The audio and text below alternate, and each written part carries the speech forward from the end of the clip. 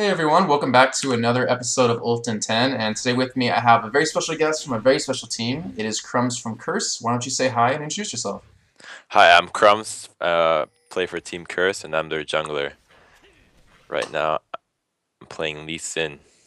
Alright, and why don't you go and start things off with actually talking about your first skill, because I believe it's kind of an unorthodox, but it kind of depends on exactly what you're trying to do when you took your Sonic Wave first. Can you kind of go into detail with that real quick? I started with actually Sonic Wave before the Tempest slash Cripple because Sonic Wave actually helps you clear red buff faster than usual because it does damage based on how much health the opponent is missing.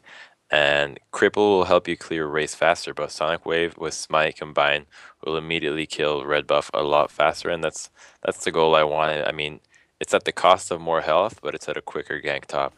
Okay, and yeah, actually we're seeing you gank Scar right here, and it is a successful gank. You guys do pick him up just barely with that red buff kill.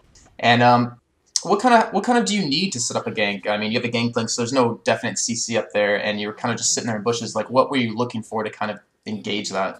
Well, the most important thing right now that I had in mind is the fact that the enemy is still level 1, so he really has nothing. And with a gangplank, what to set up the gank, I have to first ping him so that he knows that I'm coming to help the gank. So he has to start attacking him so that his passive actually starts stacking up on him so that he takes more damage and is slightly slowed so that when I get there, I'm not the only form of CC to kill him. Right, and actually, this actually leads to a question from the community: is since you actually did go for a gank, when does it work to invade the enemy jungle and when to gank? We saw you get red buff right away, so obviously you were kind of expecting to go for a gank top, but can you kind of like elaborate on that? The only time when I would invade the enemy jungler is if first I know the position of everybody else, because I'm not going to go into the jungle when I see that there is a Taric missing or a Morgana that's not on the map either, because that's just a recipe for disaster. And also, invading is not worth it except for invading buffs. Anything else is really not worth your time unless you're taking very aggressive damage against the enemy jungler if you're forcing them to go back. Just taking camps really does nothing. All right, and can you actually describe your early game goals and in general for jungling, not necessarily just Lee Sin? My goal for jungling is first of all to farm and maintain levels. That's my most important goal in my jungle is always keep up in levels and gold income because if you if you start farming a lot and camping lanes, you're gonna fall behind a lot. And if you fall behind, it's very hard to come back, especially on champions like Lee Sin and other junglers that rely on early games such as Shyvana or Shaco. If you fall behind early, and especially in levers, you're gonna be very weak, and that's just not gonna help you win the game. Okay. Also, one of my goals is to not just kills, it's help make sure helping my lanes if they have trouble. And some lanes snowball harder than others, especially top lane, so I try to gank top lane more than anything else, just because it has a bigger impact on the game. All right, and I believe this is kind of someone to ask you about is if a jungler dies like pre-5, do you think that kind of extremely sets you far behind? Like when you gank, do you try to you kind of get out early? Like you don't really want to put too or you don't want to take too much of a chance of dying. Well, if it completely depends on the situation, but usually if I'm going to gank, it's gonna be for a kill.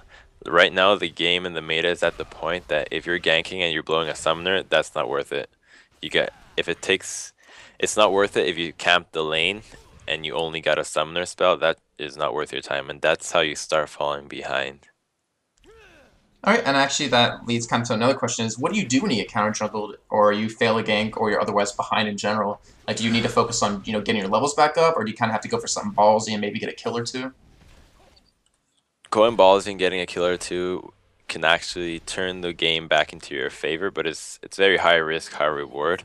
The safer way to do things is to just farm the jungle as much as possible and try to look for an opening where your opponent, where your lane partners, say your top or mid jungle, they have to back so that you can take over their lane and get some experience. That's one of the best ways to catch up is having your lane partners just go back when they have to, and then that way you can catch up easily. And actually, speaking of that, which kind of leads to another question is the jungle tax. Like, when is it worth it to push a lane, and when is it worth it to kind of just let it sit where it is and just go back to your jungle? I personally never do jungle attacks, and if I do, it's not really a jungle attacks. It's I consider it more of a denying my enemy's farm.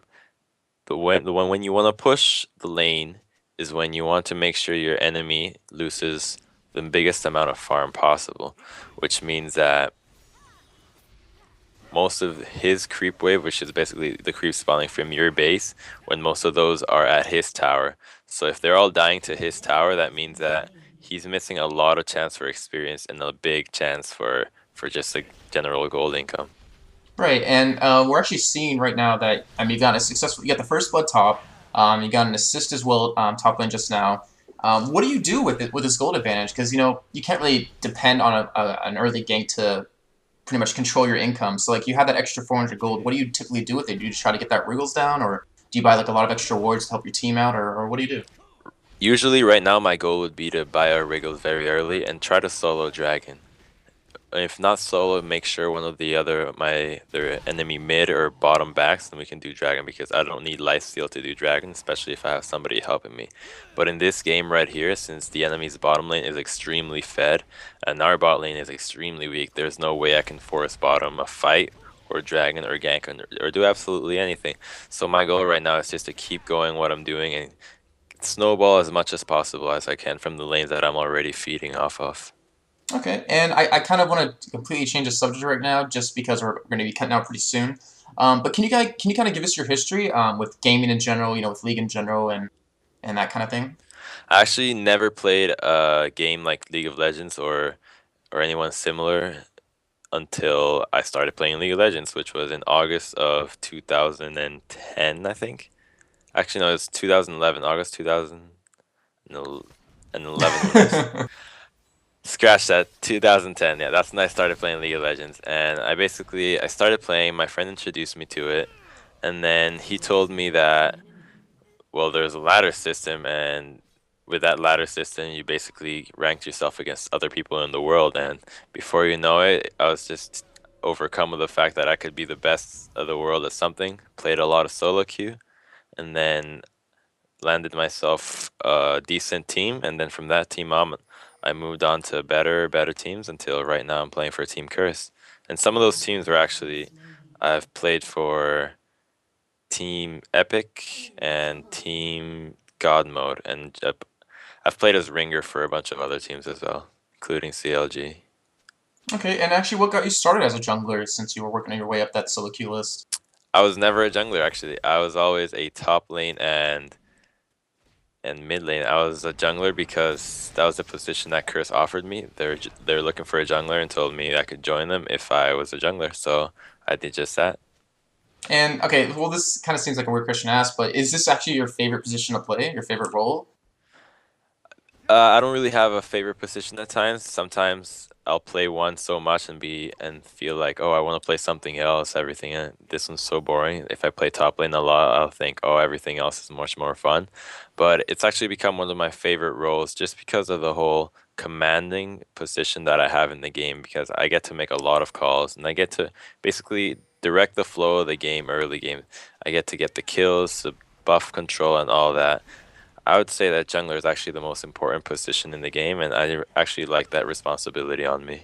Okay, and just to switch up quick, just because you are doing this, but you just saw Nocturne actually just ult bottom lane and kind of help that Ahri to survive, and you're kind of doing jungle. Is that because you know his ultimate's down and he's also probably gonna have to back since he was low health? Well, I'm doing dragon right now just because I have a pink ward. That's basically it. It was completely irrelevant to anything else. If I have a pink ward and the enemy doesn't have clairvoyance, I'm gonna do dragon, and that's basically how it goes. Especially because I have two people on it with wriggles and my sonic wave damage, it'll go down very quickly. All right, so now we are back at the 23-minute mark here. We cut off last around 10:30, so we're kind of in the middle game or mid game here, and we were talking about how you got started or how you got started as jungle, and which role was your favorite. And I kind of want to ask, go along the lines of that, is what's your favorite jungler?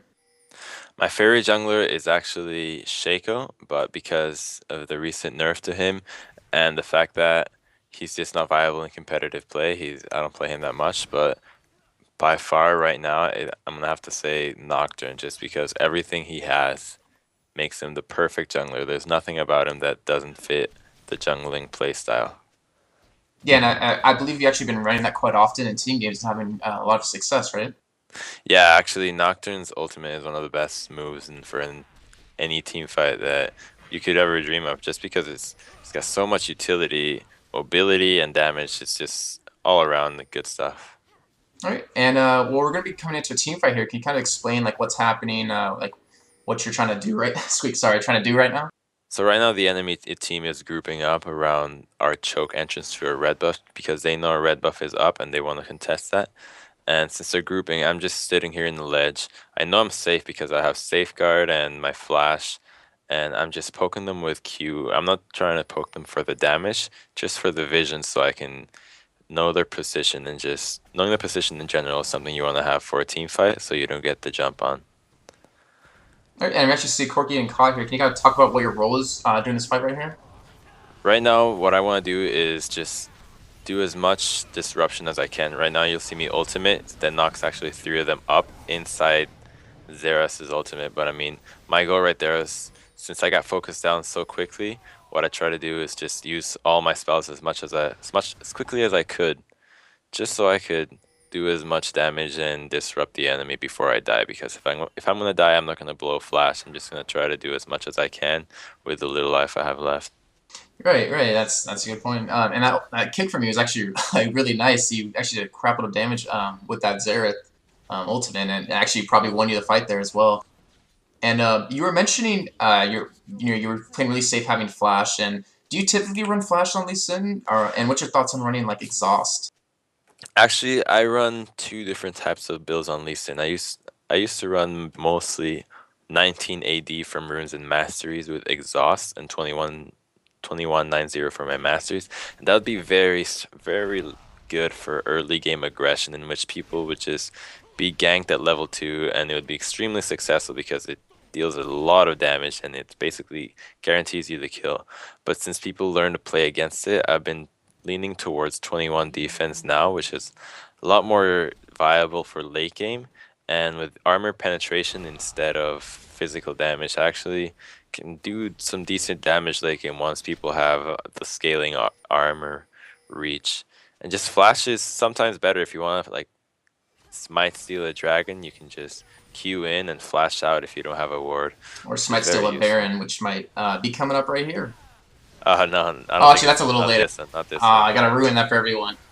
But yeah, he actually ends up Smite still in a Baron. But so we saw you right there. You went in, disrupted that Baron. You actually helped pick up that kill on Scar on Fiora.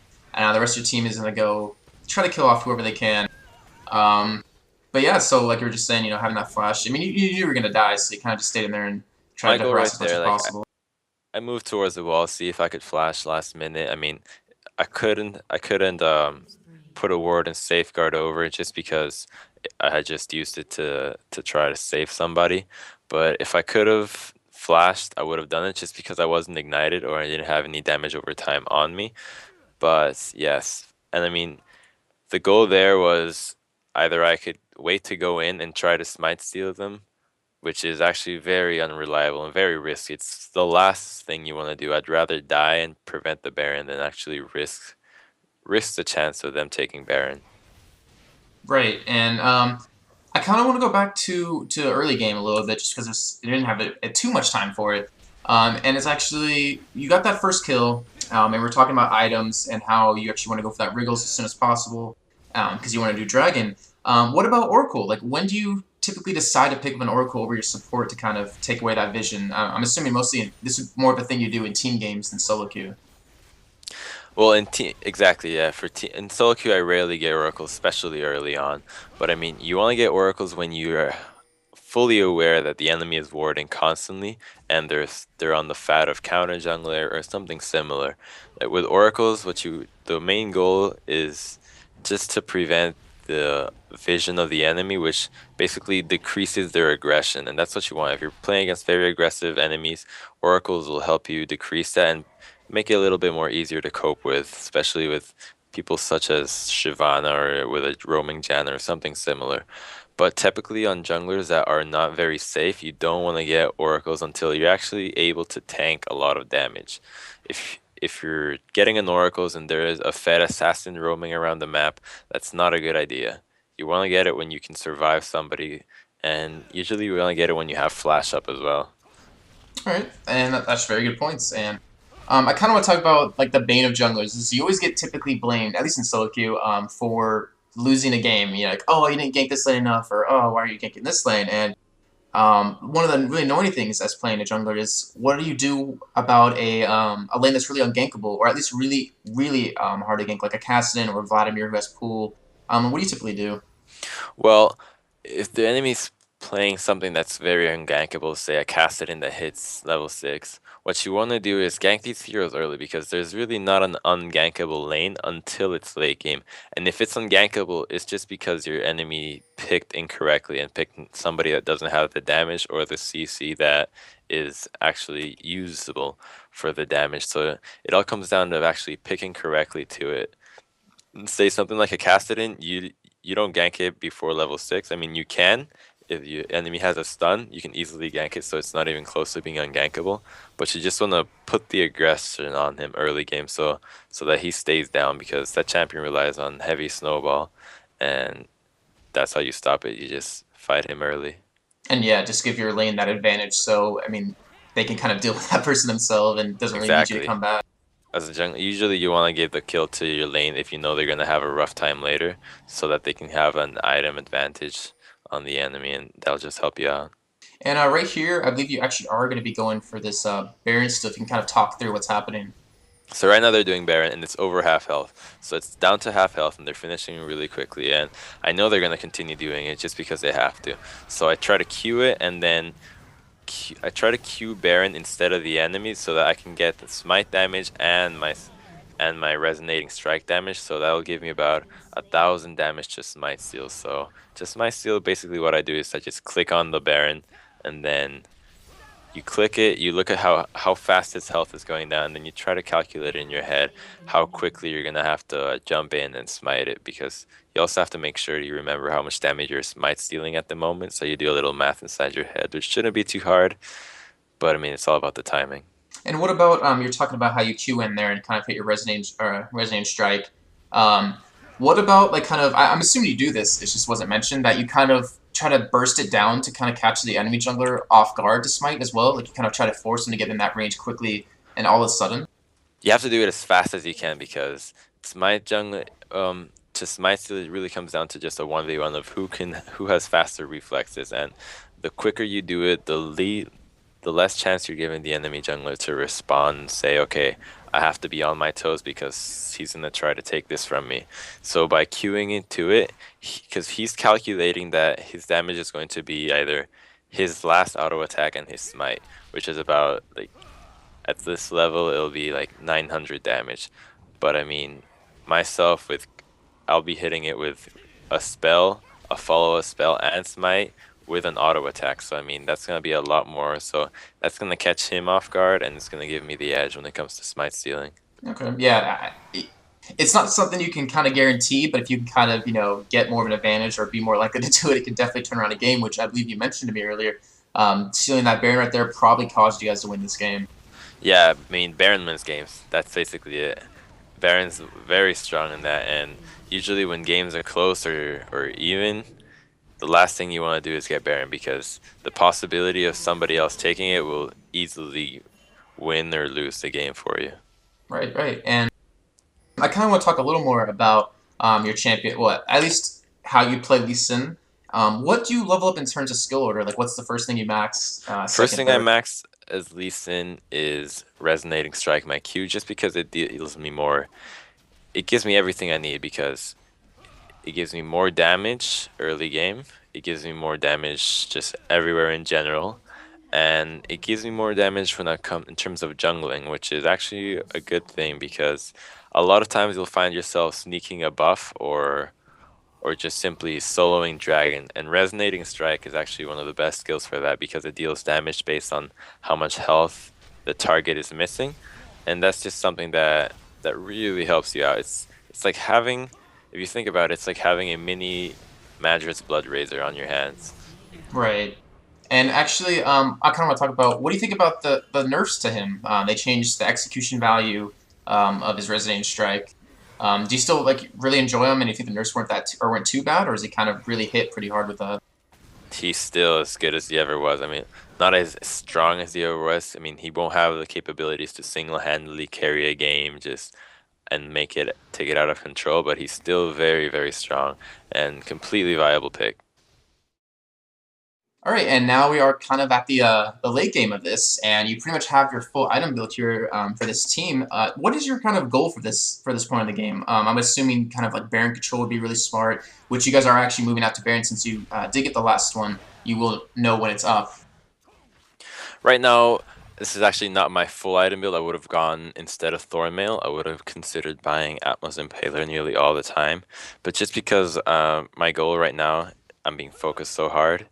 I want to be able to deal more damage with Thornmail actually and just soak up more for my team because that's basically my goal right now. Just try to provide some CC and damage.